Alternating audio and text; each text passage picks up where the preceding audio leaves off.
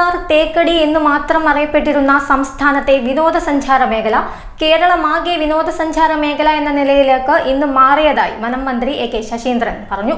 Beypore water ഫെസ്റ്റിന്റെ സംഘാടന സമിതി office ഉദ്ഘാടനം ചെയ്യുകയായിരുന്നു മന്ത്രി. വടക്കേ മലബാറിന്റെ ആഘോഷങ്ങളിൽ പ്രധാനപ്പെട്ട ഒന്നായി ബേപ്പൂർ വാട്ടർ ഫെസ്റ്റ് മാറിക്കഴിഞ്ഞതായി മന്ത്രി എ.കെ. ശശീന്ദ്രൻ പറഞ്ഞു.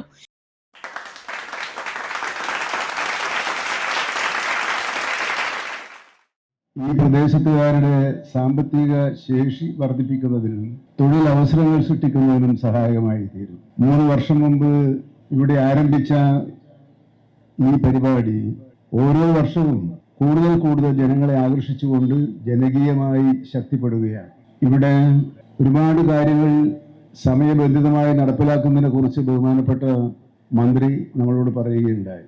കോഴിക്കോട് ജില്ലയും മലബാർ പ്രത്യേകിച്ചും ടൂറിസം ഭൂപടത്തിൽ ഇല്ലായിരുന്നു എന്നുള്ളതാണ് സത്യം. കേരളത്തിന്റെ ടൂറിസത്തേക്ക് പറയുമ്പോൾ കോവളം, മൂന്നാർ, തേക്കടി അവിടെ നിൽക്കുകയാണ്.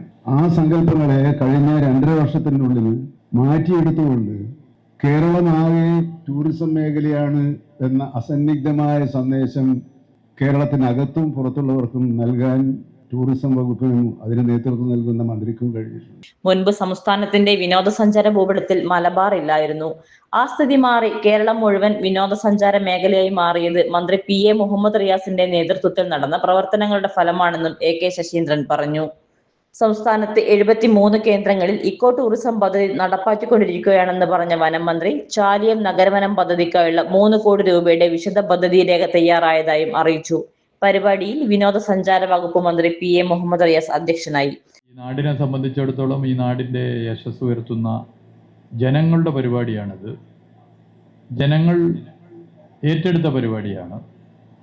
ബേപ്പൂരിനെ കൂടുതൽ അറിയാനും വിവിധ ഭാഗങ്ങളിൽ നിന്നും ആളുകൾ ഇവിടേക്ക് കടന്നു വരാനും ബേപ്പൂരിന്റെ ചരിത്രപരമായ പ്രത്യേകതകളെയും പ്രകൃതി രമണീയമായ സൗന്ദര്യത്തെയും മനസ്സിലാക്കാനും സാധിക്കും.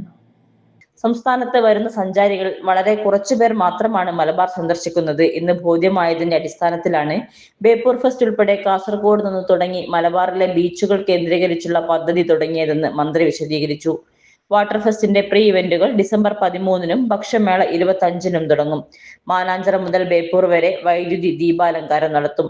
കൗൺസിലർമാരായ K Rajeev, T Rajani, Vadiyil Navas, K Sureshan, TK. Shameena, ജില്ലാ collector Snehil Kumar Singh, deputy collector E. Anithakumari, KTIL chairman SK Sajeesh, വിനോദസഞ്ചാര വകുപ്പ് മേഖലാ joint director D. Girish Kumar തുടങ്ങിയവർ സംബന്ധിച്ചു.